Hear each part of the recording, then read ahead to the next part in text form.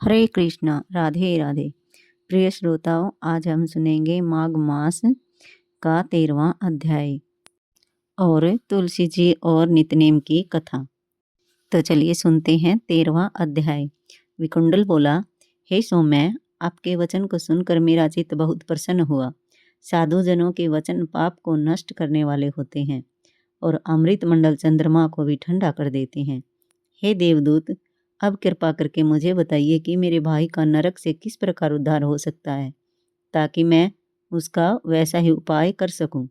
श्री दत्तात्रेय जी बोले, देवदूत ने उनके वचन सुनकर मित्रता रूपी भाव से कहा, हे वैश्य, यदि तुम अपने भाई को स्वर्ग में लाना चाहते हो तो अपने पूर्व जन्मों के इकट्ठे किए हुए फल उसे दे दो। विकुंडल ने कहा, हे दूत, मुझे यह सब बताओ कि मेरे ऐसे पुण्य क्या हैं, कैसे और किस जन्म में प्राप्त हुए, तब मैं शीघ्र दे दूंगा। दूत बोला, हे वैश्य, सुनो, मैं उन उपायों को आपके हित कहता हूँ। प्राचीन समय में पुण्य मधुवन में साल्की नाम का एक ऋषि था। वह तप तथा अध्ययन से पूर्ण तेज में ब्रह्मा के समान था। नवग्रह के समान उसकी स्त्री रेवती से 9 पुत्र उत्पन्न हुए। ध्रुव, शशि, बुध, तार तथा ज्योतिषमान नाम के 5 पुत्र अग्निहोत्र प्रिय थे। ये गृहस्थ आश्रम में लग गई।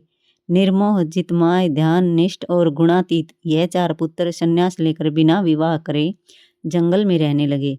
ये शिखा तथा यज्ञोपवीत नहीं रखते थे, पत्थर तथा सोने को समान समझते थे। जो कोई इनको अन्न वस्त्र देता था उसी को ये ले लेते थे। ये चारों प्रतिदिन संध्या के समय ब्रह्म ध्यान में विलीन हो जाते थे। उन्होंने अपने तप के बल से गर्मी, सर्दी, भूख, प्यास, निद्रा आदि सभी पर पूर्ण अधिकार पा लिया था और विष्णु रूप से समस्त संसार को देखते हुए शांत और आनंद भाव से पृथ्वी पर घूमते थे। इसी प्रकार 8वें जन्म में तुम मध्य देश में सपरिवार रहते थे।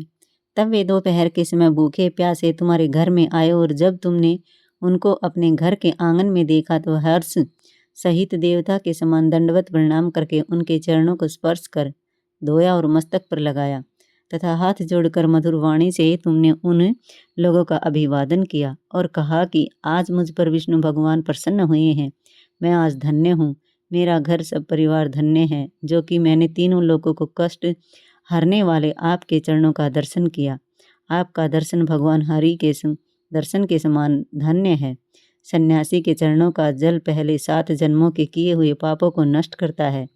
गंध, अक्षत, पुष्प, धूप तथा निर्जन संसार किए हुए रत्नों से पूजन कर तुमने इन सन्यासियों को भोजन कराया, पर उन परमहंसों ने प्रसन्न होकर रात में विश्राम किया तथा ज्योति स्वरूप परब्रह्म के ध्यान में लग गई। हे वैश्यवर, इन सन्यासियों के अतिथि सत्कार का पुण्य जो तुमको मिला उसका वर्णन मैं 1000 सुख से नहीं कर सकता।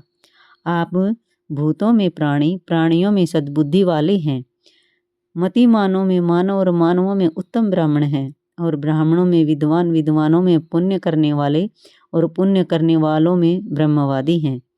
सत्वगुणी ब्रह्मवादी गृहस्थ के घर में विश्राम करने से उनके जन्म जन्मांतरों के पाप क्षण भर में नष्ट होते हैं। यदि अपने भाई को नरक से विमुक्त करना चाहते हो तो अपने 8वें जन्म के पुण्य उसे दे दो। दूत के ऐसा कहने पर उसने अपने भाई को वह परम पुण्य अर्पण कर दिया। वह नरक से निकल आया। देवताओं ने इन दोनों पर फूलों की वर्षा की, फिर वे स्वर्ग में चले गए और दूत अपने स्थान को चला गया। यह देवदूत का वाक्य बुद्धि देने वाला है। हे राजन, इस इतिहास को जो कोई सुनता है या पढ़ता है वह पाप से मुक्त होकर 1000 गोदान का फल पाता है। तो प्रिय श्रोताओं, 13वां अध्याय यहीं पर समाप्त होता है। अब सुनते हैं तुलसी जी की कथा। एक बार एक बुढ़िया माई थी। वह रोजाना तुलसी माता को सींचती थी। तुलसी माता को जब वह सींचती थी तो वह रोजाना तुलसी माता से कहती कि हे तुलसी माता, मैं तेरा बिल्ला सींचती हूँ, मुझे बहू दे, पीताम्बर की धोती दे, मीठा मीठा ग्रास दे, वैकुंठ का वास दे, अच्छी मौत दे, चंदन का काठ दे, अच्छा रास दे, खाने को दाल भात दे, 11 एकादशी के दिन श्री कृष्ण का कांधा दे। इतनी बात सुनकर तुलसी माता सूखने लगी। तुलसी माता को सूखते देख भगवान कृष्ण ने पूछा, तुम्हारे पास तो इतनी औरतें आती हैं, तुम्हें जिमाती हैं, तुम्हारे पास भजन गाती हैं, तो भी तुम कैसे सूखने लगी? तुलसी माता ने कहा, एक बुढ़िया माई आती है जो रोजाना इतनी बात कहकर जाती है, मैं और तो सब कुछ दे दूंगी पर आपका कांधा कहाँ से दूंगी। यह सुनकर कृष्ण भगवान बोले, तुम इसकी चिंता मत करो, जब वह बुढ़िया माई मरेगी तो मैं उसको कांधा देने अपने आप चला जाऊंगा।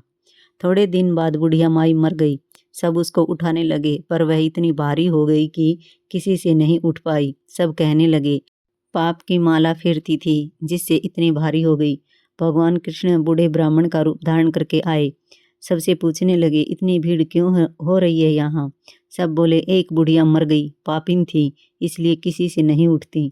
तब भगवान कृष्ण बोले, बुढ़िया माई के कान में मुझे एक बात कहने दो तो यह उठ जाएगी।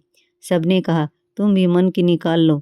भगवान कृष्ण ने जाकर कान में कहा, बुढ़िया माई, तू बिरवा सींचे मेरा, पीताम्बर की धोती ले, मीठा मीठा ग्रास ले, बैकुंठ का वास ले, चंदन का काठ ले, अच्छा राज ले, खाने को दाल भात ले, श्री कृष्ण का कांधा भी ले।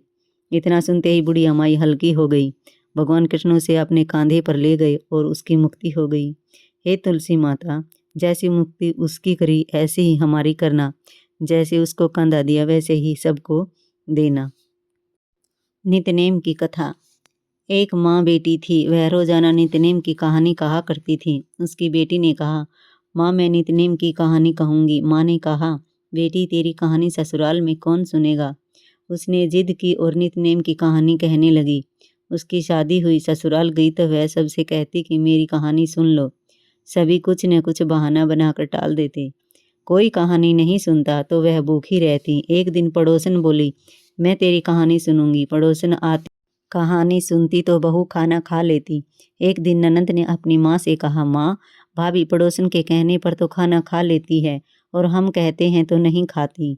माँ ने कहा, पड़ोसन से मना कर देना। लड़की ने पड़ोसन से मना किया तो पड़ोसन ने अपने पति से कहा, उसकी बेटी मना करती है। पति ने कहा, उसकी माँ मना करे तो मत जाना। अगले दिन सास ने मना कर दिया तो पड़ोसन नहीं आई।